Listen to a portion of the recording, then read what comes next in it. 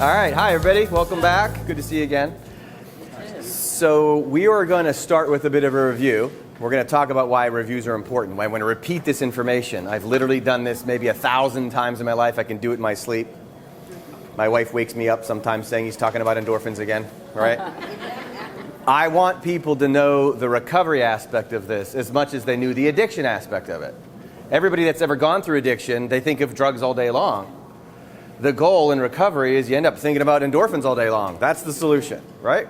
And so we're going to repeat some of the information so that you got it memorized like I got it memorized. And then somebody in full recovery, and what we want all of society and all of our communities to get it, once we know it really, really well, it'll be relatively easy to do, at least to work on together. So we're going to do a bit of a review. I'm going to start with a quote from a biologist by the name of Bruce Lipton. He works on helping people heal, and he understands biology very well. And his quote is this: "Spontaneous recovery is linked to a profound change in a perception about your life." What's spontaneous recovery or spontaneous remission? It's when a disease goes away, just disappears. Doctors sometimes experience patients getting spontaneous recovery, and all of a sudden they don't have the disease anymore. And Lipton says that spontaneous remission is linked to a profound change in one's perception about life, okay?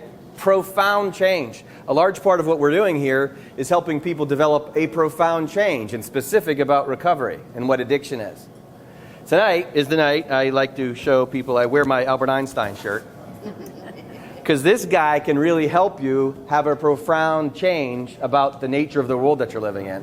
Again, I did this group and that what we're going to be talking about tonight during about a 10-year period working with opioid addicts. And what they were interested in is working on some of this kind of stuff. You might not think it until you start to hear about it. And they were so into it, and they started to change their perception about the way the world is.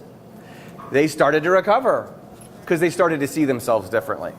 So I'm going to show you some Albert Einstein stuff tonight, which should change the way you look at the world. That's really important. What we're asking people to do in recovery is to change the way they're looking at their addiction. If you turn it all around and look at it differently, it becomes an opportunity. It's not the problem that we keep making it out to be. Okay? We're going to do that in a minute, but first we're going to start with the review. Albert Einstein says you cannot solve a problem with the same kind of thinking that caused it, right? We're not going to solve the drug problem by calling it a drug problem all the time and focusing on the drugs. That doesn't work. It's not worked for 50 years, okay? The way we solve it is by focusing on the endorphins. Of course, we talked about that last week, so we're going to do a review. Number one, all of us are pharmacies. What's a pharmacy? A place where you get drugs, right? Now, we are pharmacies in our brains. Your brain has 100 billion neurons in it, and inside those neurons are drugs. We're going to make it simple tonight, make it one drug. There's about 80 different types of drugs in our brain. They're called neurotransmitters.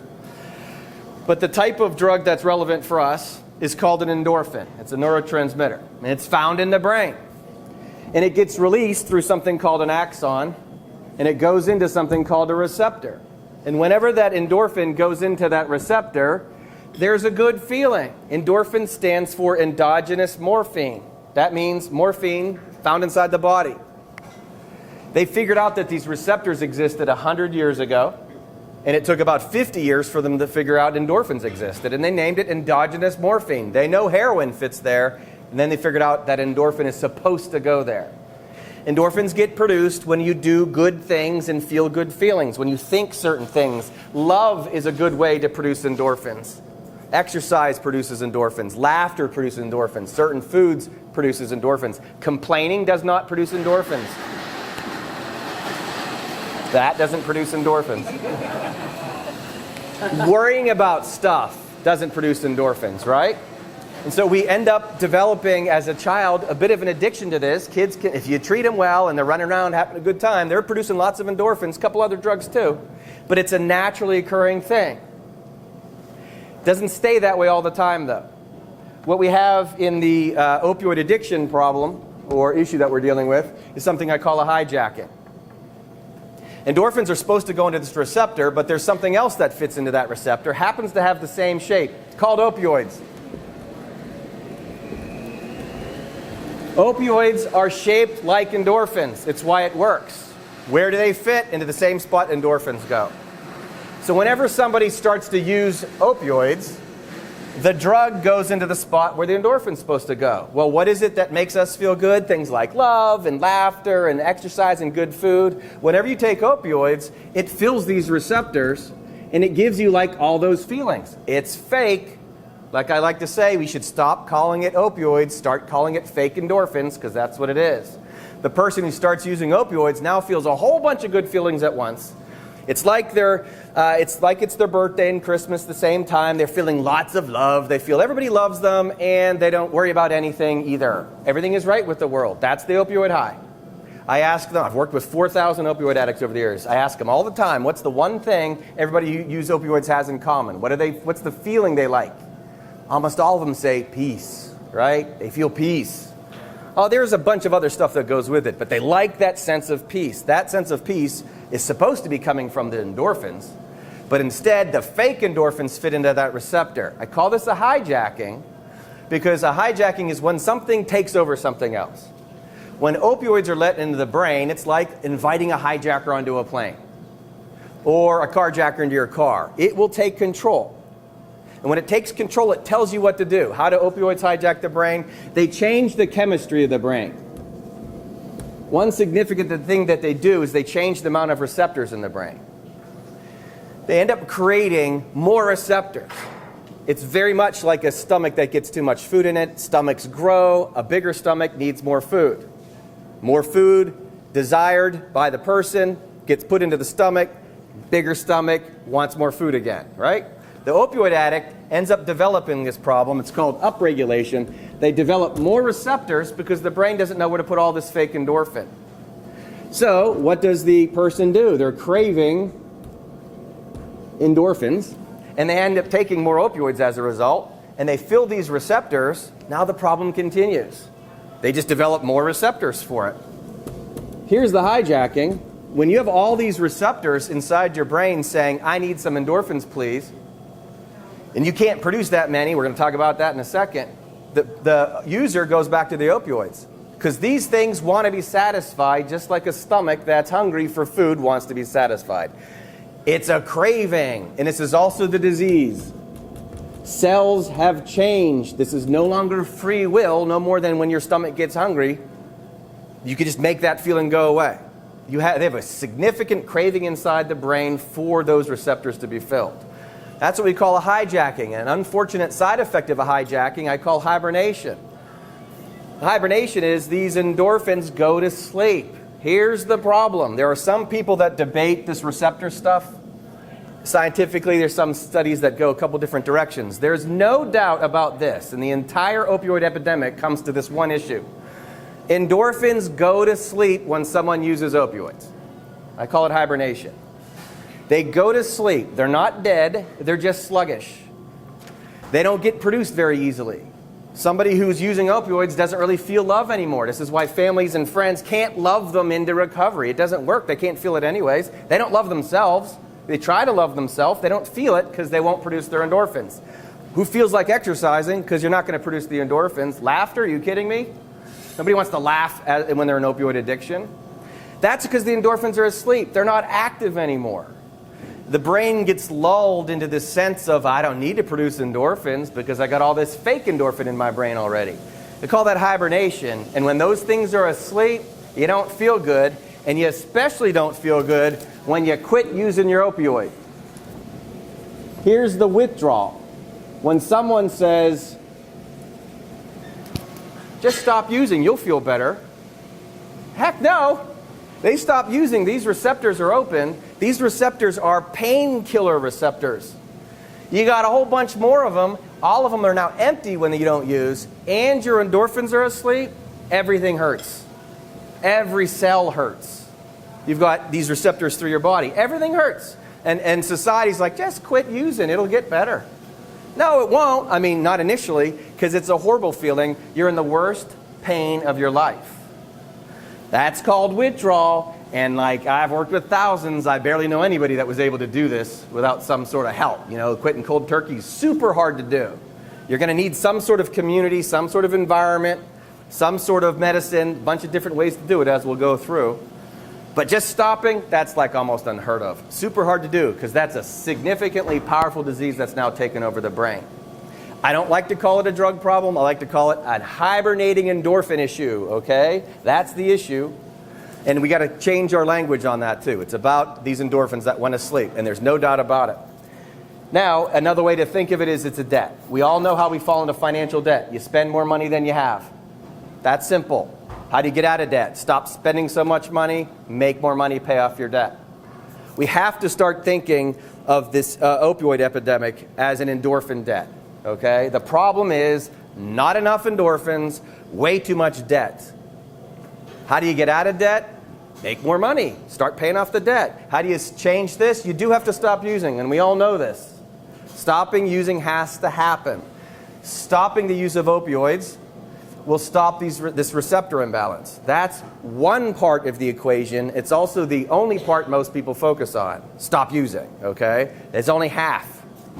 The other half is the producing of the endorphins again. That's like making more money. No bank is satisfied when you tell them you stopped spending too much money. They want to be paid. The brain isn't satisfied when you just stop using opioids. It wants these endorphins back again. That's the only way it works. The only way anybody's ever recovered from opioid addiction is by waking up endorphins again. That's what I call a debt. We want to think of it that way. Not I have a heroin problem. I have an endorphin debt. Way more useful and functional thing. There's many ways to handle this, many ways to attack it. Crutches are a perfect example of why we need to change the stigma in our society, change the way we think about it, because a whole lot of people are anti-medicines that are saving tons of lives. And we don't do this with any other disease, right? So many diseases, or so many issues, mental health meds, diabetes meds, blood pressure meds and heart meds, that kind of stuff. Nobody looks at a person who has a heart disease and says, well, you ate too many cheeseburgers in your life, we're not going to give you any meds, right? We don't judge people like that. Somebody collapses and has a heart attack, you give them CPR. You don't ask them how many times I've given you CPR. You help the person. For some reason in addiction, we don't do that. We think people deserve it. And by the way, they shouldn't use any meds either. Okay, that's crazy. Meds are here to help us. Because for the most part, we probably screwed up before. Meds are mercy. There's nothing wrong with that. Recognize that. Use them correctly. Now, there's a couple different types of meds. There's 4 big types of meds. One is Vivitrol. It's a blocker. It barricades the receptor. It keeps someone from getting high. Another is Methadone. It's a full agonist. It fits the receptor, and it gives the person the feeling that they were looking for, but it does so with a much longer effect. It gives them time back. And then you have buprenorphine, which is a partial agonist. It gives a partial effect, and it gives a significant amount of time for the person to work on recovery. And then you have Narcan, which cleans out these receptors, sucks out the receptors. Buprenorphine, other known as Suboxone, correct. And it takes out, Narcan removes whatever's in the receptor. If somebody's overdosed, Narcan cleans it right out. Those are the 4 medicines, and they work wonderfully, and they save hundreds of thousands of lives. Studies have shown up to millions already because of these medicines. Awesome thing to use while you're healing. But if you use the medicine wrong, don't blame the medicine. Problem is, a lot of people don't know how to use the medicine correctly. You use the medicine wrong, and you're still trying to get high, or you have people who are working with them who don't understand how these medicines work, and they're not promoting the production of endorphins, because that's the whole thing. That's like breaking your leg and using a crutch for the rest of your life, and your leg never heals. That's worthless, right? Well, I'd say it helps, I guess, but you never get off the crutch. Nobody wants that. Everybody I know wants to work through these medicines. The only way to do that is by getting them in a recovery program that promotes the production of endorphins again. When someone starts to produce endorphins again, they can come off the medicine. That's the whole goal. The jump start is what we as a community need to do. As counselors and teachers and family members and friends, it doesn't work to be negative at all. Being negative doesn't produce endorphins. If you love someone and you're trying to give them love and they haven't understood this, it's not going to work. But when we join together and they understand it's about this, and you understand it's about this, it'll work. We're going to talk a little bit about that effect, how energy affects each other. Some Einstein stuff we'll be talking about. And it's important to be role models with endorphin production. We need to develop communities that are working on this stuff together. That's the jump start. Hope itself produces endorphins in the brain. Hope does, hopelessness doesn't. I like to say, I don't care how many people, we don't need to have the news telling us how many people are overdosing, right? I don't care if they say the relapse rate is 90%. I want to know about the 10%. What are they doing right? We need to focus on that.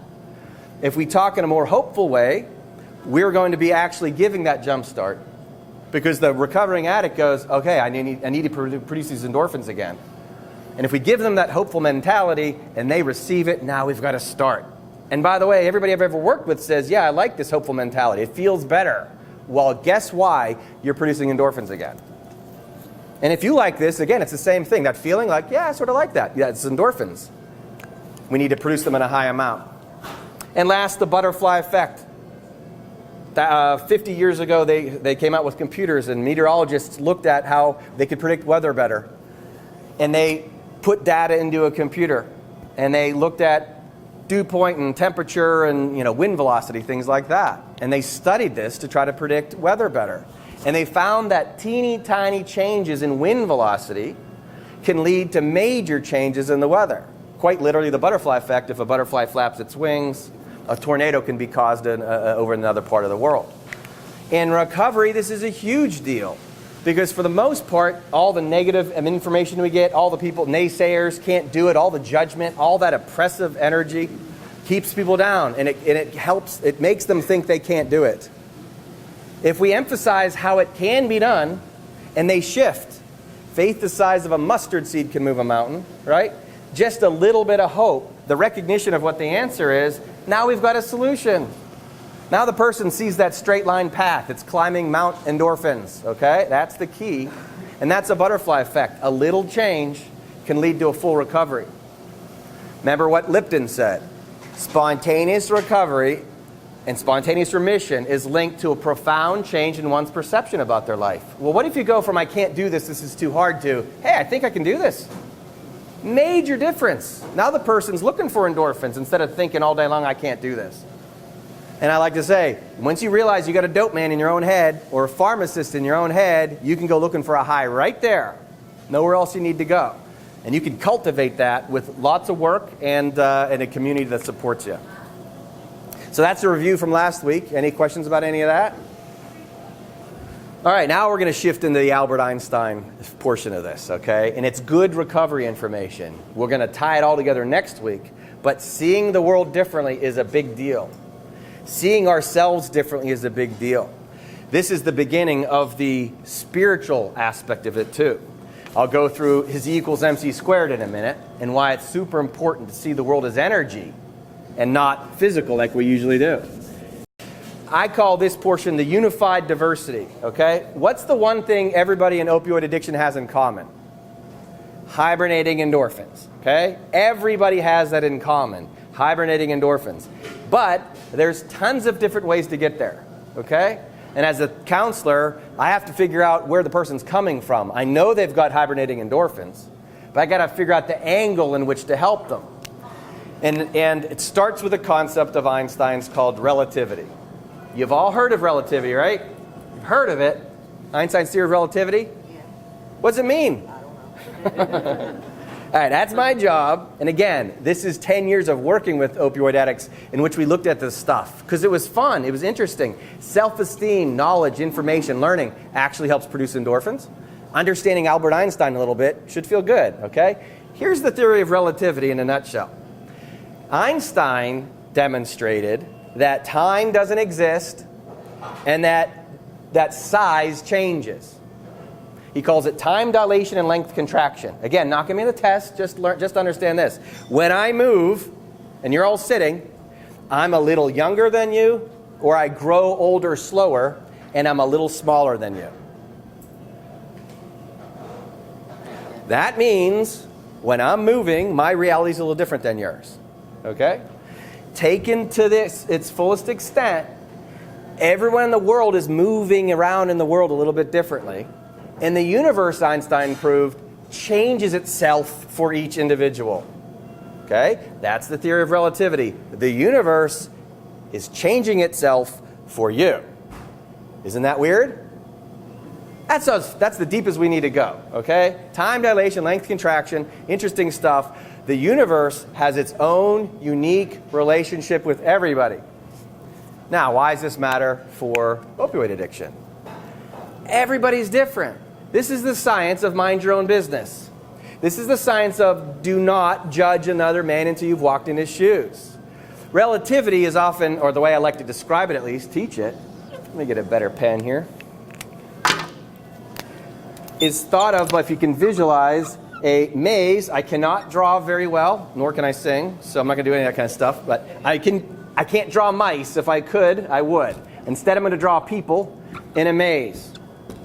And so if I have a bunch of people in a maze, think mice, and they're all going after the cheese, and I put one guy right by the cheese, and another guy over here, and another guy over here, and over here, aren't they all in the same situation?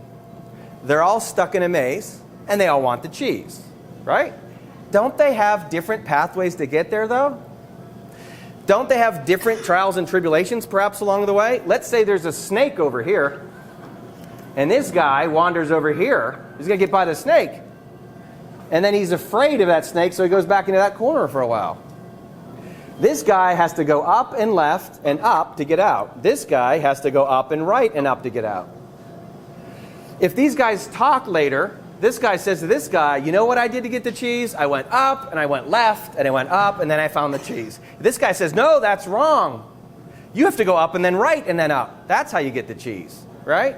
I've worked with thousands of addicts. I've seen heroin addicts argue with oxy addicts, okay? I've seen people who snort argue with people who smoke, right? People who shoot it up argue. Who's better, who's worse? I've seen that, right? It's like, well, okay, you're right, there's some differences, and yet I'm interested in the similarities, okay? People will argue about this stuff. People get hooked for different reasons. I've worked with people who discovered their fathers had killed themselves. Coming home from school, a guy he found his father hanging in the garage. And I've worked with people who took pills from their buddy's mother's medicine cabinet, and they got high that way. Think there's different ways to treat those two people? Now, what do they have in common? Thank you very much. I know they both have depleted their endorphins, okay? The one's dealing with traumatic grief. 15 years later, he still has the image of his father's suicide in his head. The other was just bored and he was partying. I don't do the same treatment with both of them. You can't. Fortunately, there's a bunch of different ways to produce endorphins, okay? But when we look at someone and we judge them and we assume to understand their stories based upon our history, Einstein would say, that's ridiculous. We all have our own relationship with the universe. All the prophets teach this. I do a lot of spiritual stuff in my groups, but this is truly do not judge, okay? You don't know why the person got there. I've worked with so many different people. Once you walk enough people back, you see the moment why they picked up in the first place, right? And judging doesn't get us anywhere anyways. It's stupid for these guys to argue about how to get out of the maze because they might have found different routes. Now, there's ways to do it, because in this maze, you'd say, listen, anytime you run into resistance, go a different direction, right? You keep banging your head against the wall, the cheese isn't there, look somewhere else. Does heroin work long term? No, you're banging your head against the wall. What you're really looking for is endorphins. And now, when you start to do the right thing, does resenting other people help? No. Does shame and guilt for oneself help? No, that guy's going to stay in this forever. He's not going to exercise, and he's not going to laugh anymore. He's just filled with guilt and shame. And then society says, you're right for feeling that way. He's going to stay stuck. The way to get out of the maze is to go to the openness. Go to the place where there's no resistance. Go to the stuff that feels good and right. And the closer you get to it, now you get your cheese. In this case, it's an endorphin. So relativity is everybody has their own relationship with the universe. In recovery, everybody has their own relationship with the recovery. I love working with groups of people who understand that endorphins is the solution, but there's different ways to get there. True recovery is saying, this is how I got there, share with me how you got there, God bless you. And if we do that together, now we've got a community again. You don't sit in judgment and say, well, you're using a medicine and that's bad. Or, you know what, you need to do AA. Or no, AA doesn't work. Well, it works for some people, it doesn't work for others. Does it matter? I care about one thing, is it producing endorphins? So when I ask people about, one of my favorite examples, Brett Favre, NFL quarterback, won the Super Bowl in 1997. 3 months later, he's in rehab, Viking addiction. Last year, he admitted he ended up going 2 more times. Okay? NFL quarterback, probably pretty physically fit. I meet him. You know what worked for me, Brett? Working out. I got fit. Right? Produced lots of endorphins. He's an NFL quarterback. He doesn't need to exercise more. He needed some stress management, most likely. He needed to work on some... I'm not going to say that. Cut that from the video. The truth is, he needs a different type of treatment, even though it's about endorphins, as perhaps another person who's going through, say, traumatic grief. Or other people who may be unemployed and they don't have anything interesting in their lives. They have low self-esteem. And self-esteem is an endorphin booster, right? Unified diversity. Everybody that's in opioid addiction has hibernating endorphins. The solutions to produce those endorphins come in many different packages. Relativity, now you understand it, right? Isn't that neat? The universe is moving around you, okay? Next, one of my favorites. E equals mc squared. You've all heard of that, right? Yep. Name any other equation. We all heard of that. What does it mean? Now again, I'm going to give you the basics of it, but then I'm going to tell you how it works in recovery, okay? E equals mc squared basically means you have energy and you have stuff, which is physical stuff. That's m, mass, that's the speed of light, but it just means stuff. And Einstein said they equal each other. He said different manifestations of the same thing, okay? What does that mean? The chair you're sitting on, the tables, this wall, this board, this pen, everything in the world is made up of energy, okay? Your body is made up of energy. I can show it to you real fast by using examples like a snowman. What's a snowman? I think you all know that. You think it's just one thing, right? It's not one thing. What's a snowman? 3 things. It's 3 giant snowballs, right? So we should call it a 3 giant snowball man. But that's not it either. What are these snowballs made up of? Frozen water. We should call it a frozen water man, right? What is frozen water? It's H2O. Frozen, slowed down.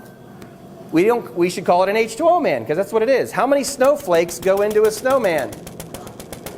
Trillions, right? A whole lot. So it's really not one thing. It's actually trillions of water molecules, right? But that's not it either. What if I could separate the hydrogen and the oxygen? I have HH and HOH, 2 hydrogens, 1 oxygen. These are called atoms. It's an atomic man is what it really is. Let's keep breaking it down. If I take atoms and I break them down even further, I've got something called quantum particles. Don't worry, not going to be on the test. It just means really, really, really, really small things. I don't even know how to draw that, so I'm going to draw some more dots. Einstein proved 100 years ago that if you keep breaking this stuff down, you get to a point where it becomes energy. Okay? Down here, you might have heard of something called the God particle. I do whole groups on this for people who want to dive deeper into spirituality, understand what souls are, stuff like that. Well, all we need to know is energy is at the root of everything. If you clump energy together in a certain kind of way, you develop quantum particles. You clump quantum particles together in a certain kind of way, you develop atoms. You clump atoms together, you get molecules. You clump molecules together, you get snowballs. You clump the snowballs together, you get a snowman. So is it really a snowman? Or is it an energy man? Einstein would say it's both. Now, how many of us think of ourselves, our bodies, and think of it as just flesh? It's my body. That's what we think of it. You know how many atoms makes up your body? Something like 27 quadrillion. Okay? That's a whole lot. Do you know what atoms do?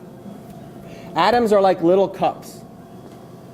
Atoms take on energy and they let go of energy. They take on energy called absorption, and then they release energy. We see each other because the atoms in our body is releasing light. So our bodies are made up of trillions and trillions of atoms, and each of these atoms are filled with energy. This is super important because we're living in an energy world. And you'll see that in a minute as I go through some of these other things. We are energy beings, we aren't physical beings. The end game for opioid recovery is really about spirituality. I've seen this for 17 years now, okay? Think of the Holy Spirit for a second. Can anybody give me a bowl of it? Give me a cup of Holy Spirit, please. Right? What is the Holy Spirit? Energy, okay? It's a special, unique kind of energy. Guess what happens when it flows through the brain? Anybody take a shot what it might produce? Endorphins, okay? Now, if I told you the Holy Spirit is in this room right now, can anybody see it? Can you feel it? Can you see radio waves? Anybody see radio waves? But they're there in the room right now. In this room, all sorts of different types of energy flowing through this room right now, okay? Are you tuned into it or aren't you? Once you know you're an energy being, that's a game changer. It's really where soul stuff comes in. I'll do this in later groups. But if you think of yourself as the flesh, you're going to be looking for physical things, right? I'll feel better if I get a physical thing. Once you think of yourself as energy, you can start looking for spiritual things. And it makes all the difference in the world. Prayer works on this level. Hope works on this level. Just connecting to each other in a community works on this level. This is how we're going to win this war, by getting people to focus on the energy of things different. Now, energy isn't limited to just inside, with each other and inside our bodies. Energy is very specifically flowing through your brain right now, okay? The next thing I'm going to show you is the observer effect. 100 years ago, the most brilliant people in the world demonstrated that the way you look at things affects the things. It's called the observer effect. It's a scientific study that they've tested and retested. Every physics student gets this in their physics classes. They've tested this and retested this just so many countless times over. They don't even test it anymore because it's true, okay? And what they demonstrated, it's very scientific. I'm not going to go into details, but what they demonstrated is that particles, the stuff that makes up your body, are watching you. They're responding to you. You already know this because you can make your heart beat faster right now, right? How can you make your heart beat faster? True. Let's stick with the mind, though. The way you think, right? You stress yourself out by worrying, don't you? Your heart will shift automatically. The energy in your brain affects your heart pretty quickly, right? We do this all the time. We know this. Anybody play sports? Golf is a great example for this one, right? If you're about to shoot over a lake, anybody golf in here? Anything golfers? What happens when you're thinking about that lake? The odds actually are greater that it'll go in the lake because you're thinking about the lake. Meanwhile, guys like Tiger Woods aren't thinking about the lake. They're like, I'm going to hole this. That's what they're thinking. Tiger Woods says he plays every shot inside his head for the entire 18 holes the day before he plays a course. He's already visualized success, okay? I was a Steelers sports writer for a long time. Anybody remember Ben Roethlisberger throwing to Santonio Holmes in the corner of the end zone to win Super Bowl 43? Anybody remember that? Yep. Remember that teeny little square that Ben was able to throw the ball to hit Santonio's hands? Remember that? Yep. I was in the locker room, and we asked Ben. There were 3 guys on him, okay? Weren't you worried about throwing an interception? He's like, quarterbacks don't worry about throwing interceptions. They're thinking about touchdowns, right? If he was like, I'm going to get intercepted right here, he would have probably been intercepted. But he's like, nope, there's Holmes, right to him. That was it, touchdown, okay? That's how elite performers work. Michael Jordan, LeBron James, pick your favorite basketball player. When they're shooting, or they're thinking, I might miss. No, they're thinking of success. The observer effect is that atoms are watching you. Remember, we just said this with relativity. The world's watching you. Atoms watch you. I could do an hour on this alone. For our purposes, trust me, or go look it up. The world is watching you. So, what happens when we're in addiction and recovery? And by the way, I've worked with lots of people who know this is true. When you try to quit, when you're trying to quit and you're filled with negativity, who often shows up on your door? Friends, family members, or people who are also using? They tend to show up, right? Because you got this mindset, and you're trying not to think about it, but you are, but it'll show up sometimes. Well, guess what happens when you get into recovery mindset? Guess who starts showing up there? Healthier people. Isn't it important to observe the world differently as a result? When you're told you can't do it, you're less likely to do it. When you're told you can do it, you're more likely to do it. So what should we be doing as a community and as treatment professionals with the people who don't know about this? Teach them the observer effect and its close friend, the placebo effect. Now, Einstein and friends did that. What's the placebo effect? It's about beliefs. You're maybe given a medicine that's not really a medicine, it's a placebo, but you recover, you get better anyhow. Just believing something. And they've done this study with fake opioids. Believing that you're taking a painkiller produces endorphins. All right? It's not actually a painkiller.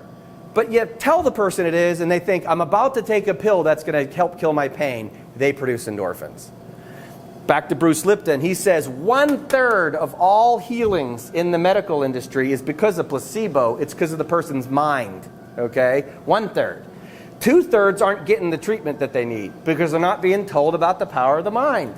It's why we emphasize it here, too. The way you look at your addiction matters a big, big deal. I'm telling you, it's not a problem, it's an opportunity. Think of it that way. It's a game changer, right? And if you look at it that way, the placebo kicks into gear and you do feel better. It works. Remember at the very beginning last week we talked about the brutal facts. All this is balancing the brutal facts, okay? We all know how hard this is. We know how many people it's killed. I've been to 50 funerals, okay? I know the problems are inherent. We need to balance those facts out with positive information, stuff that actually works, okay? We got to teach people that the way they look at a situation dramatically affects the situation. That's called the observer effect.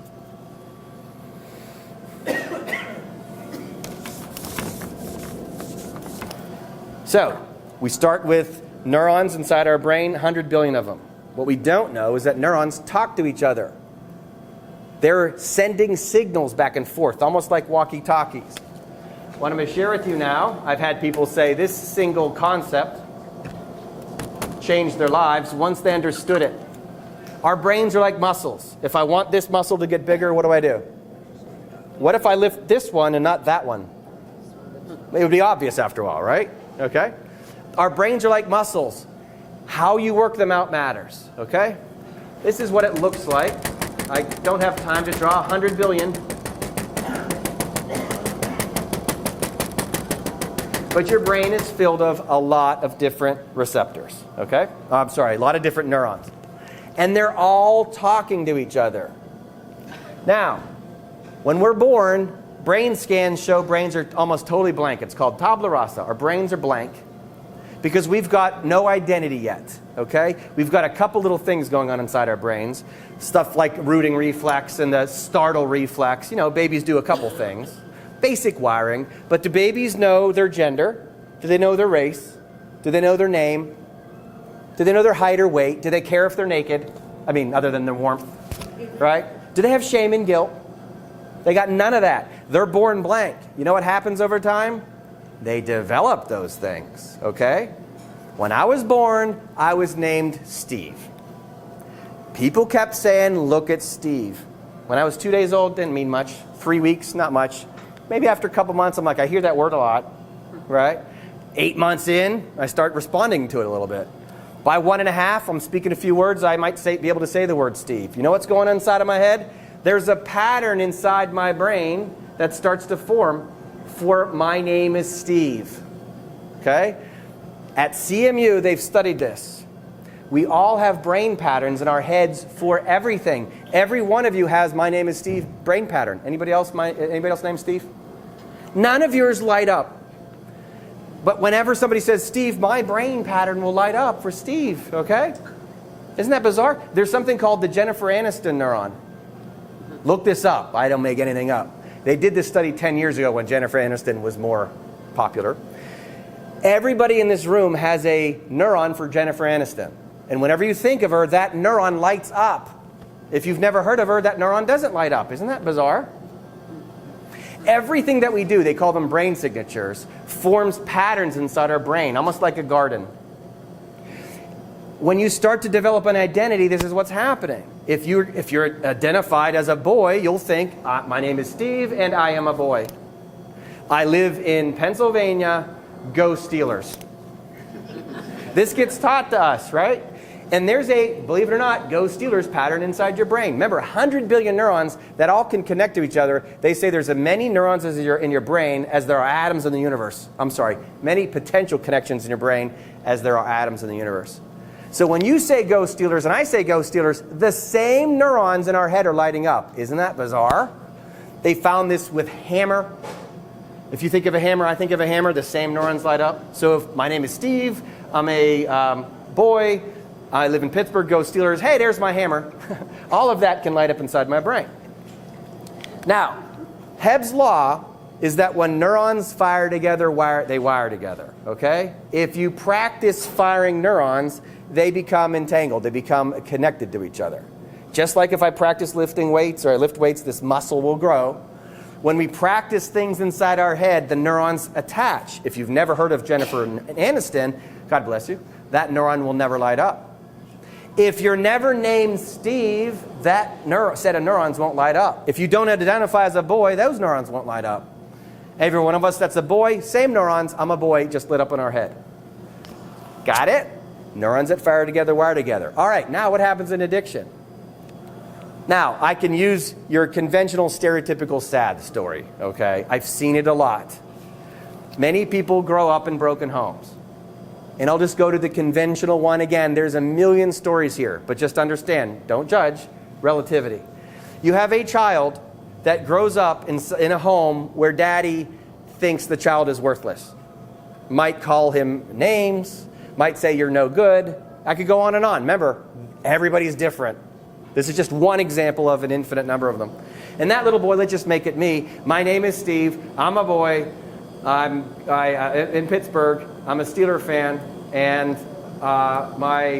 what was that one? Where's my hammer? Right? In my case, I have an awesome dad. So I'm going to switch that because we're being videoed. So, you know. And I think, hey, there's my dad. He's great. I'm a boy. My name is Steve. My dad's a great guy. Hey, that feels good. But let's just pretend it wasn't like that. And every time I see my dad, I feel negative energy, right? I get scorned. I get told I'm no good. Think endorphins are being produced in my head? No. I don't feel the love. I start developing a pattern called I'm worthless. And every time I see my dad, and it's linked to I'm worthless, I feel worse. 4 years old, 5 years old, 6 years old, you know, good, worthless bum, that kind of thing. And then dad takes off or something like that. Sometimes mom might die, you know, so many different things. None of this sounds like endorphin-producing stuff, right? All these are patterns that start developing inside the brain.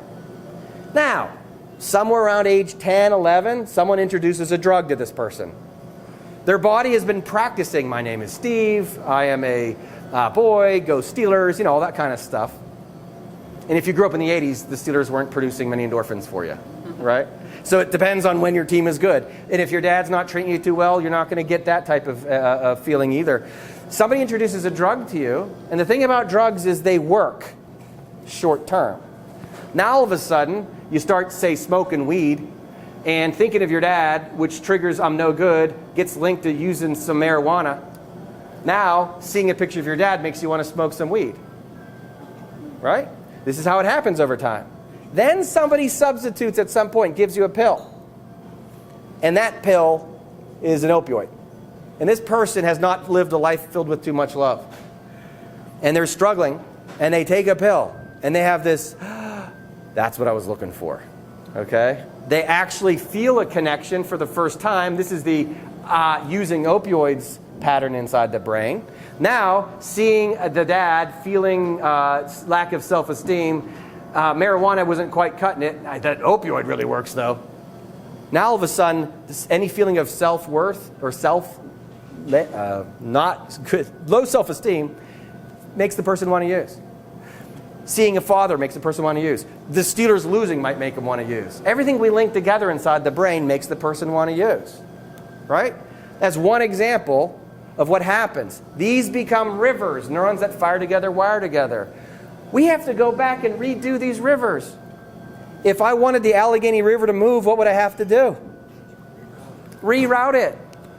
What is therapy when it comes when it's somebody that has an opioid problem, and after a while, by the way, what does this look like? Becomes a right down the middle of the brain opioid river. Everything links to it eventually. It's the Mississippi. It's a huge river. And what happens if I put all the water in the Mississippi and the water doesn't go anywhere else? Those rivers dry up. These things start to fade. You don't care about the Steelers anymore. You don't care about your hammer anymore, right? Next thing you know, you're only focused on that opioid. How do I undo this pattern? I have to reroute the things that trigger me. In the case of this, how would one get over this struggling, difficult relationship with their father? What would be, give me one word that produces endorphins. That works. Forgiveness is what I was thinking. Yours is probably better, okay? I do not have bitch sessions with my clients, right? It's about your job is to produce more endorphins. Sitting around and waiting for your dad to come back, not going to help, right? Forgiving and loving your dad will, though. That'll work. And by the way, if dad comes in, I'll say the same thing to him. That's the only thing that feels good, working on this together. I could use hundreds of examples of this, thousands really, ultimately an infinite number. But whatever the person, whatever the configuration that gets them to use, they end up with opioid river. And we want that river to dry up. We have to reroute all this other stuff. We have to learn how to look at it differently. Neurons that fire together, wire together. So what we're looking for is new patterns, okay? New patterns that we can develop inside of our brain that dry this river up and produce endorphins again. How do I make this muscle bigger? I lift weights. So you have a set of neurons in your brain for hope. If you're not raised in a culture or a family that promotes hope very much, you won't activate those receptors or those neurons very much. Well, what if you practice hope? You're going to grow those patterns, and you can start to link them to other things. And if you link them to features of your life that reminds you of it all the time, you think about, thank goodness they have medicines that can help. Thank goodness we have a recovery community that's trying to help. Thank goodness that there's new ways of thinking that I can actually change. All that kind of, everything is oriented towards that, that's like lifting lots of weights. You start to develop strong muscles inside your brain. We have to come up with reasons to think better. When we practice that, a different type of energy flows through our head. This is called Hebb's Law. And after a while, it becomes automatic. Once you have a big muscle, it's easier to lift weights. Once you've practiced hope inside your brain, would you ever go back to hopelessness? Once you've forgiven your father, you don't go back to resenting him. You know, these issues go on and on and on. And once you've changed them and practiced them enough, they're part of you. That's your new identity. You can hold on to being a boy and my name is Steve, but the addict who says I'm no good and I can't do this and my family doesn't believe in me and all that kind of stuff, that doesn't help. But when they rewire their brain, Hebb's Law will make it happen. It's a guarantee. Practice makes perfect is what it means. We practice addiction. We get really good at it. Because you practice it 5 times a day, every day for 10 years. You're awesome at it, right? Do we do that in recovery? It's what we need to do. If you practice recovery, this takes over. Next thing you know, it's much easier to do. That's it. Now, concept, hopefully this pen still works. Unifying concept with some diverse ideas still. Anybody can tell me what I'm drawing? Pretty close. What's that? Somebody got it. Because my drawing is so good, or you've seen this before. All right. Call this the volcano. Miss Pen's gone.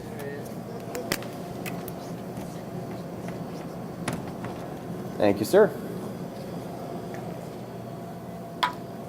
If a guy is walking up to a volcano and he doesn't want it to erupt, and he thinks, I know a good idea, I'll put a cap on top of this volcano. That'll keep it from erupting. Will that work? Initially.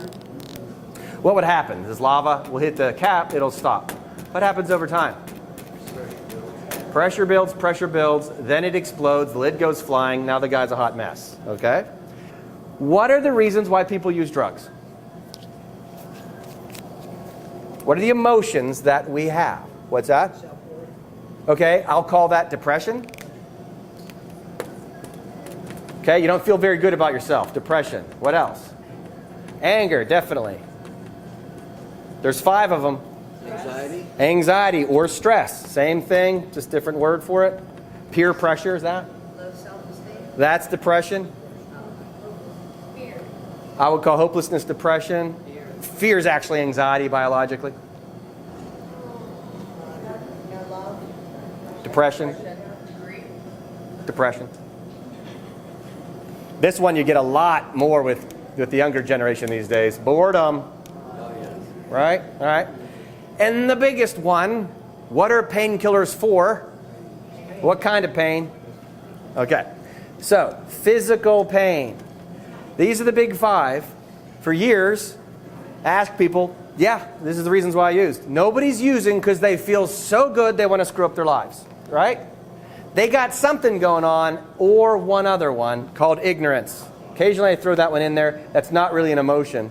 But sometimes people go through a process where they end up using, taking pills, don't know what they are, get hooked. But then what happens? These things, okay? Why do some conventional treatment methods not work? We often blame others. I have no problem with people, places, and things. It's a very useful early recovery strategy. Get away from triggers, okay? But if we don't learn how to handle those triggers, we'll stay in early recovery forever. I knew a woman once whose kids moved to the other side of the state.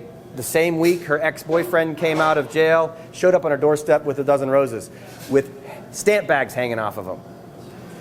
She was feeling a little depressed and vulnerable. Ex-boyfriend, who she used with, shows up. Her trigger shows up on her doorstep. You can't just avoid your triggers sometimes. We have to learn how to move through these. Early recovery is about people, places, and things. Healing and cures and getting rid of the medicines is about eliminating these issues, okay? We cannot blame mother and father. We cannot blame a spouse or boyfriend or girlfriend, kids. Money doesn't produce endorphins. We think it does, but give it to a child. They don't want a dollar bill. They want a box to play with, okay? We think people, places, and things trigger us in ways that lead to addiction, but that's not it. It's our own emotional state that keeps us from feeling endorphins. Healing is dealing with this stuff. This is the lava. That's why I put it in red. This is the stuff we have to attack. And if we sit around blaming others all the time, there's a guy named Carl Jung. Remember, ever hear that guy? Great psychoanalyst. He said, at root of all addiction is an intense craving for God. At root of all addiction is intense craving for God. And what we're really looking for is to feel that space somehow inside our hearts, okay? We got to fill that space, and it's done with endorphins, by the way. And he says, those who look outside dream, those who look inside awaken, okay? I like the people I work with to look inside themselves, okay? If you keep looking outside, we're going to be blaming others. Blaming others isn't going to get us anywhere. Looking inside and dealing with this stuff in functionally empowering ways is how we get rid of the lava and how we heal. Ultimately, you'll see where spirituality fits in beautifully here, right? Because it can take care of all this stuff, even this one a little bit, okay?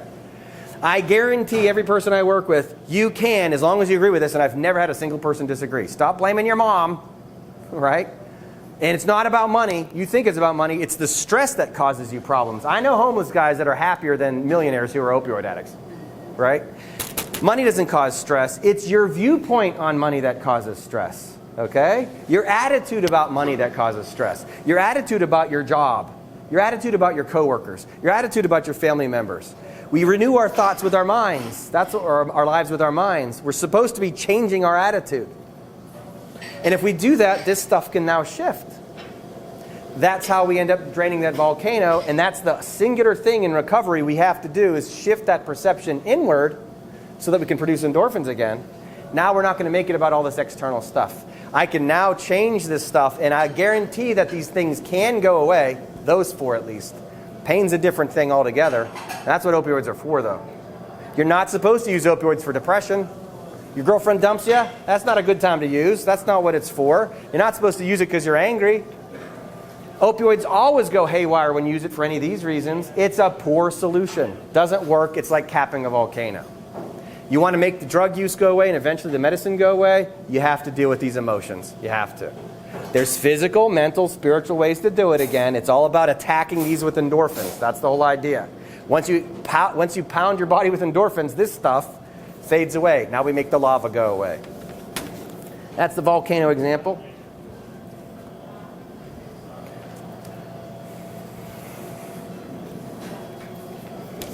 The GPS. What's a GPS? Map. A map. This is one of the most important concepts somebody can embrace if they're going to want to recover fast, if you want to heal fast. A GPS, global positioning satellite, what's it do? It's a map. Tells you what? Giving you advice on where to go. Okay? The last example I just gave you with the volcano was about a bunch of emotions, okay? As Americans, in general, we hate those emotions. We hate depression, we hate anxiety, we want them to go away. We try to cover them up because we think they need to go away. If you grasp this concept, you can heal much quicker. It's back to Carl Jung. What you resist persists. If you're depressed or anxious or angry or bored, and you say, this sucks, I don't like that, and let's make it go away with medicines or drugs, it's going to last longer, okay?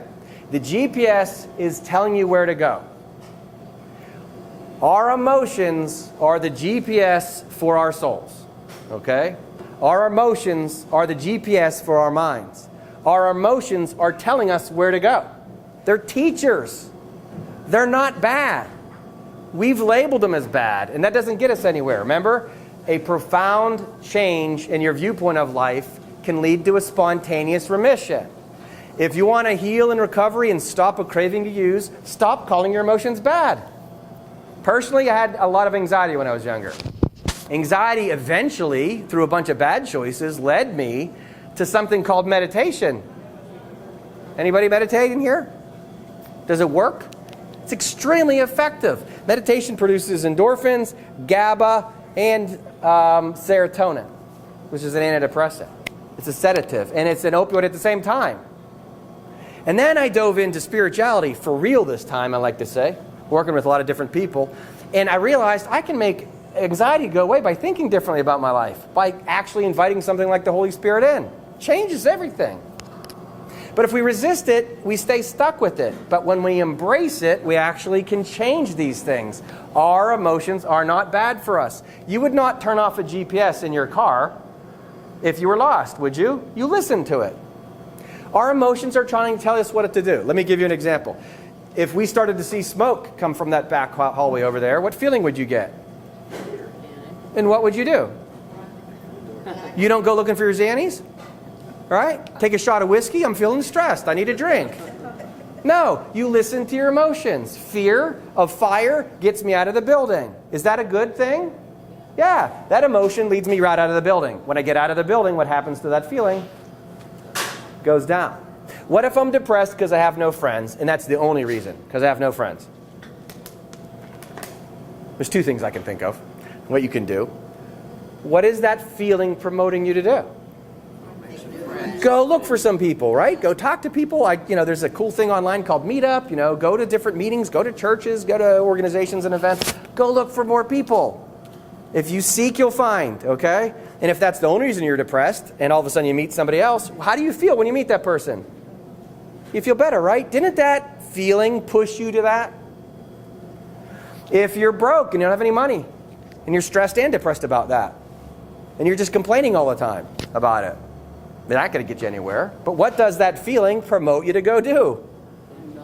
See, whether it's God or evolution or both, because I think those two things work together great, the world has this uncanny way, the brain has this uncanny way of promoting growth, okay? That's the whole point. The whole opioid epidemic is about promoting growth in the individual that's got it. Not you're bad. It's about, hey, buck up, camper, let's grow, okay? Let's get stronger. Let's become endorphin-producing animals. That's what we're going to do. And it's about embracing our emotions instead of running from them. Attacking anxiety and depression through things like exercise, right? Through changing our belief systems.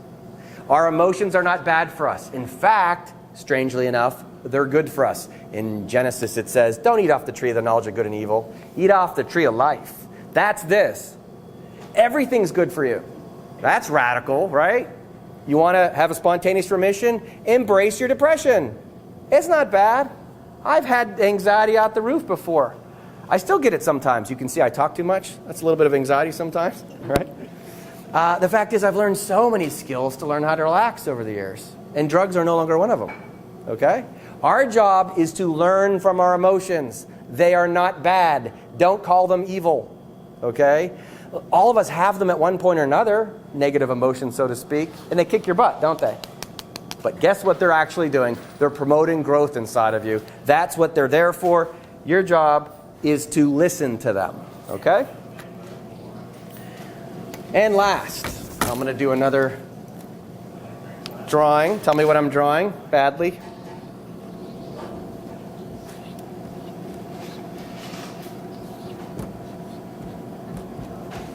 Good. Boat. What kind of boat? Close enough. Say canoe. And there's a waterfall. All right, I call this the waterfall, and this is super important for once we wake up to the importance of endorphin production in recovery. Grasping this concept is very helpful. Remember, unified diversity. How are these two guys in the same position, but how are they in a different position? All right, that's how it's different. They're in the same position because you got two dudes with oars in canoes headed towards the falls. Same situation, with one major distinction that makes them different. This guy might be 10 feet from the falls. This guy might be a mile from the falls. What happens in addiction and recovery mirrors this almost all the time. People that are too close to the edge of the falls and they start paddling then because they don't want to go over the falls, what happens? They're still going over the falls, right? You waited too long to paddle. It's too late. You're going over the falls. The guy that's a mile away, he starts paddling back here because right around here there's a point and no return sign, right? This guy who starts paddling won't go over the falls. Now we're going to call the falls relapse or slip or whatever. And these guys are both in recovery. We often wait till we have a craving. We often wait till we're triggered, one of those emotions that show up, to start applying our coping skills. I've known tons of people over the years who, once they start feeling better, stop doing treatment, right? I feel better now. I don't need my meds or my therapist anymore, right? That's fine as long as they keep paddling. But a whole lot of people drift. And so we find ourselves stuck sometimes on Recovery River in a pattern where we start to coast. We start to drift towards the falls. What's the goal? What is it that we're supposed to do? How does this guy recognize that he's close to the falls? When does he start to recognize it? What's that? When it gets craving. True, but we're sticking with the boat example, first of all. Okay? What's that? What will he feel as he gets closer to the falls? All right, he's going to start to feel an emotion of some sort, right? He's also going to notice some signs. What's happening on the top of the water? White caps, you know, right? Will the current be a little quicker? Yep. Might there be people on the side yelling, hey, look out, dummy, there's a falls coming up, okay? There's a lot of signs and symptoms, and if this guy listens to it and he feels his emotions, it's called mindfulness because he's paying attention. As he gets closer, he's going to start paddling because he's going to pick up on those cues, okay? Why people relapse is because they don't pay attention to the cues. It happens hours before. Most people start to use 5 hours before they pick up, right? They start in this mindless pattern, drifting towards the falls. Next thing you know, it gets them. That craving becomes too strong. The current's too fast. I don't care how hard you paddle. I don't want to use. Good luck with that. Let me go exercise. Too late, okay? The fact is your brain is already gone, and now you're going to relapse. What we need to do in recovery and as a community, this is called an ounce of prevention is worth a pound of cure, right? What we got to do is set up an army of people aligned on this side of the point of no return, okay? Teaching people mindfulness skills, teaching people to pay attention to these cues, teaching people when you feel depression, anxiety, boredom, or anger, or even maybe physical pain, it's time to go do a coping skill. Not waiting until it's a craving. I put my hand on a hot stove. What do I do immediately? Take it away. Do I have to think about it? Wait, this feeling, is it good for me? Is it bad for me? Should I put my other hand on top of it and check that out? Okay. We respond automatically to that physiological feeling, right? But for some reason, in addiction and honestly in human beings in general, we'll feel bad feelings like depression and anxiety, and we don't immediately pull away. We'll feel that feeling, and we put our other hand on top of it. And then you put your foot on top of it. You say, get over here, put a brick on top of this for me, right? If we would learn how to respond to our biological cues, like we do putting your hand on a hot stove, we wouldn't relapse. You pay attention to that cue immediately, and you address it immediately with what? What do you want to try to produce? Endorphins. And so you start to feel these feelings, you go look for endorphin-producing activities. Next week and the following week is when we're going to go through all of them, okay? There's at least 40, there's probably more, different types of endorphin-producing activities. Different people need different things. When they start to feel a certain feeling, a certain emotion, and they get cues like people yelling at you, hey, your family member and friends, it's one of my favorite things to work on Not taking offense. There's a book called The Four Agreements. Pretty much everybody I know, I try to teach them that book. It's amazingly good, The Four Agreements. And one of the agreements is to not take things personally. Inside families and with friends, I like to have my people tell their people, listen, tell me if you think I'm headed towards relapse. I want you to be on the sides yelling at me. Hey, I think you're headed towards relapse. And then I want them to practice not taking it personally. How dare you judge me, right? I'm not going to worry about that. We want to develop a support system that's warning signs, okay? The current's getting a little stronger. And we can call each other out, but in a supportive, loving way. Not in an attacking, judgmental way. And if the person responds, hey, thank you for the tip. By the way, gratitude produces endorphins, right? Attitude of gratitude, super important. Hey, thank you for your advice. You think I'm headed towards a relapse? I appreciate you pointing that out. You practice that a lot. I love giving simple recovery sentences to people. Like when a friend says, I want to use like we used to use. Let's use together. You say, no thank you. See, it's not that complex, is it? I don't know what I'm supposed to tell him. No thanks. You don't have to judge him. You don't have to tell him he shouldn't. You just say politely decline. It's not that complex. And if you practice that ahead of time, no thank you. I'm good, whatever. Don't moralize on them. But if you practice that ahead of time, because you practiced it, you're this guy, right? And if you do slip, and again, most people I've worked with slip. I'm talking like 90% at some point. I don't make a big deal out of it. I ask them one question. What'd you learn? Well, I went past the point of no return, okay? That's what matters. Again, family members, friends, communities, this is what we need to do with things like slips and relapse. You know what you did wrong? You didn't produce more endorphins somewhere along the way. That's the answer. Because the craving state was still too strong. It's overpowering you. The only way to do this is to overpower those receptors with more endorphins. That's it. So now that's where the family member or the friend comes in and says, we don't need to punish people by sending them to jail. Certainly not just users. Possession charges, stuff like that. We need to send them to the gym, right? That's what we need to do. Workouts. We need to get them to churches and spiritual organizations, working on that. We need to get them into therapy, practicing on working on their emotions, right? And if they do those things, again, parole officers and probation officers and judges will love this kind of stuff. Let's stop jamming up our prisons with people who have diseases, right? But if they do these productive, proactive, on this side of the point of no return types of things, guess what? Either reduce their jail sentence or don't send them to jail at all. Get them in programs. Oh, you're part of that program, that endorphin program? This is what communities need to do. Proactively getting people to work on this stuff before they get there. And then all we do when somebody's struggling is go, oh, wait, you didn't do your endorphin producing skills. What is it you need to do? In your case, is it exercise? Did you eat your veggies? Did you do some meditation? Are you working on forgiveness? Those types of things. That's it. And that's all we need to look for. I think I told you last week. I work with various meds. I don't ever ask. I almost never ask if the person's using. Because ultimately it doesn't really matter. But if they are producing endorphins, I know they're going to eventually win this game. If somebody's just not using and they're not producing endorphins, they're probably using 3 years later, right? You can't white knuckle recovery. But if they're producing endorphins, that's going to eventually push out the opioid. And that's going to eventually be the solution. So we need communities and family members and friends and spiritual groups and everybody looking at this with a positive, hopeful approach so that everybody stays on this side of the line. At that point, they can remove the cap, produce lots of endorphins, get naturally high, all that kind of stuff. The only solution there is by producing more endorphins. All right, that's all my stuff for today. Questions? Why have I never heard? Is there other people teaching this thing or just you? I mean, why haven't I heard this before? This is like a breakthrough. Yeah, why?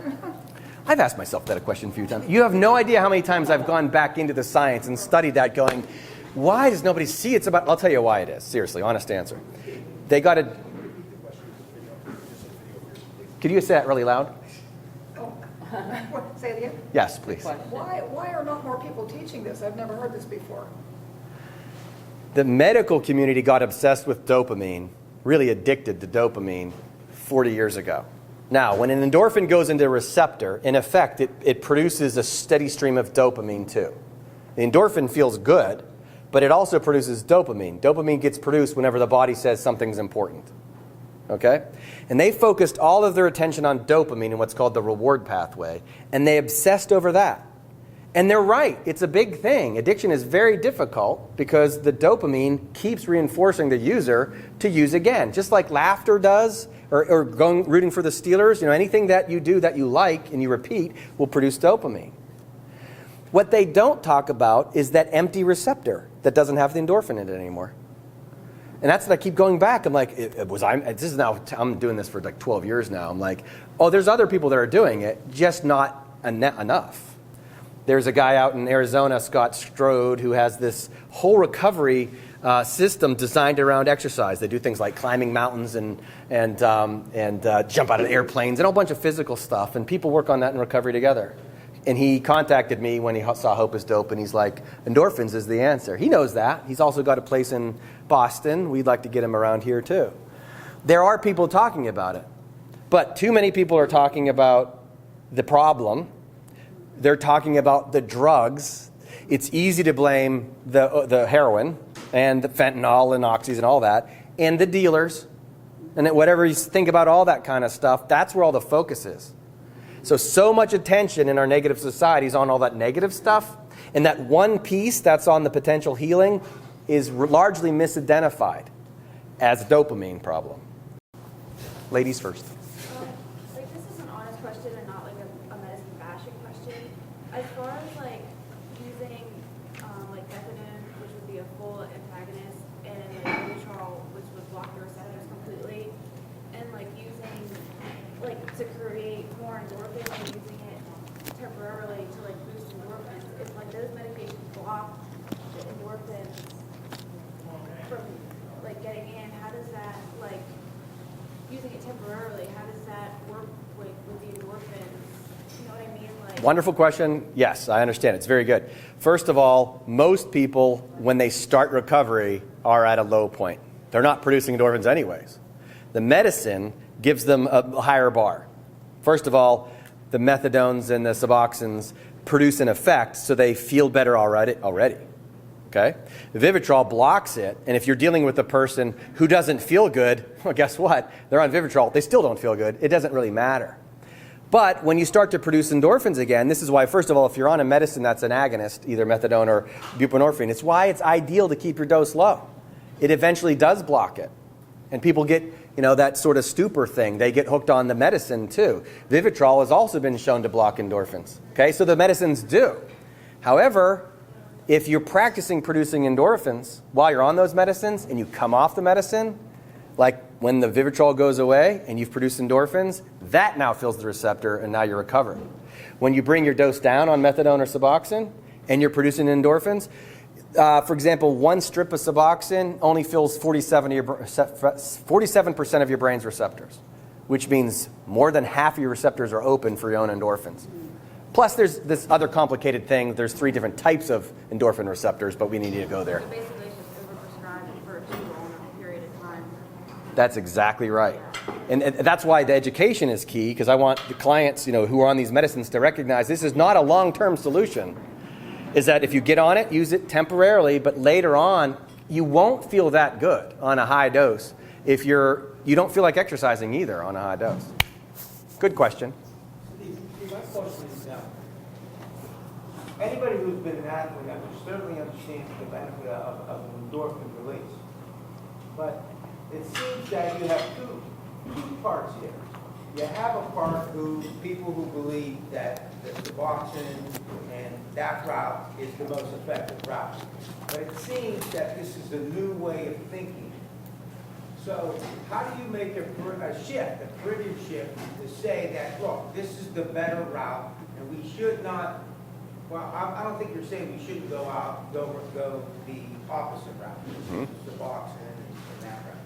How do you convince people that this is the most effective way of combating opiate addiction, alcohol addiction, and all that stuff? That's a great question, Mark. If this is the most effective way, it's because of education, right? Knowledge is power.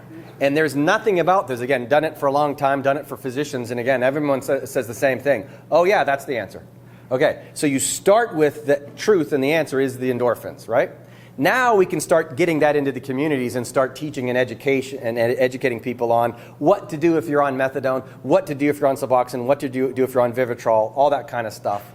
And then eventually those medicines won't be needed anymore, which is absolutely the goal. We get a community that's just all endorphin producing, then that's how we solve this problem. But what you don't want to do, relativity, like what we started with, people are different, and different people are at different levels of understanding. And some people exercise is super hard for obvious reasons. Could be a medical reason, could be a weight issue, and some heart issue, right? And so they can't do that. Some people have traumatic grief because of a horrible situation happened when they were in their childhood, for example. So believe me, if it were so simple as to say, here, try this pill, that'll work for you. Again, that's the whole point of relativity. Different people need different things. When all of those medicines are used in conjunction with endorphins, when we train people on it, that's what works. That's the key. Eventually, to this very good question here, we don't need a higher dose of those things anymore because we start to feel better. I've worked with so many people on these medicines, they start to actually feel sluggish when they start to get healthier because the medicine is too much for them. When they lower the medicine, they feel better. Now they have their own endorphin high again, and that's the key. Education is power. Teach them that first, and then feed that into the medical community, especially the pharmaceutical industry, who really have, I don't know if it's part of the problem, they have to know about endorphins. These pharmaceutical companies study the brain. They have to know the endorphins are the solution. Why are they not teaching that to people? Why is the word endorphin not on the list? Well, thank you very much. Well, I didn't say it. Right. See, we're going to undermine that whole thing. You got it. By the way, I have it in here. I don't have my... Yeah, here you go. Pass these cartoons around. Here, look at this. Here. Pass this around. Look on the other side where there's a drug dealer. Yeah, the thing is, endorphins aren't available in a pill. And never will be. Just fake endorphins. Yeah. Just a question here. She's absolutely right. A lot of it's about money. Absolutely. And I'll say it because I'm not afraid of it. Right. And if you teach someone that they have to remain on Suboxone, that they have to remain on methadone, and you get that drilled into their head that they're going to need that the rest of their life, that is a wrong concept. You weren't born with methadone or Suboxone in your system. You should, therefore, it doesn't need to be there. It can be. What you teach is absolutely right. Mm-hmm. It can be overcome. Right. So we have to not only teach it around, but they got to get it too. Right. Those clinics got to get that idea. Exactly right. And eventually, and again, I've done this, lots of great physicians in this world, but I've asked some, and I actually had this experience with an addiction physician once, who was talking about dopamine. I asked him about endorphins. I said, you spent your whole speech talking about dopamine. What about endorphins? He literally looked at his phone and said, oh, I got to go. And he walked away. I'm like, oh, I see. You think you're smarter than me because, you got that degree. And again, I love physicians. Anybody? I'm not saying. But some of them, they don't like to be told that they've looked at it the wrong way. Now, again, as far as medicines, the first thing you do if you happen upon an accident scene is you save the person's life. That's what medicines are doing. Believe me, most people in active addiction don't want to hear me yap about endorphins. Okay? Oh, if you just get hopeful, that doesn't work so well. First, stabilize them on the medicine, give them a little break, then you hit them with the endorphin stuff. That's how it works. Medicine first, or if they're ready for it, endorphins first. But if you hit them in the right direction, then it works. So there is a role for it, but eventually I want to put the pharmaceutical companies out of business. Did I just say that on film? Yeah. You guys know about, and again, you won't put this one online, what is it, Purdue is being sued for $200 billion? It's about time. $200 billion? You know what the lawyers on that suit are going to do with the money? Hopefully. All of it into recovery programs. Good. All of it. Good. Because the lawyer that is on that suit beat the tobacco company back in the 90s. Right? He doesn't need any more money. He's going to put all of $200 billion into recovery programs. I want to be in position with all of you to have communities up and running so we get the funding, right? So we can get people actually working on this stuff together and then training people. That's how it's going to work.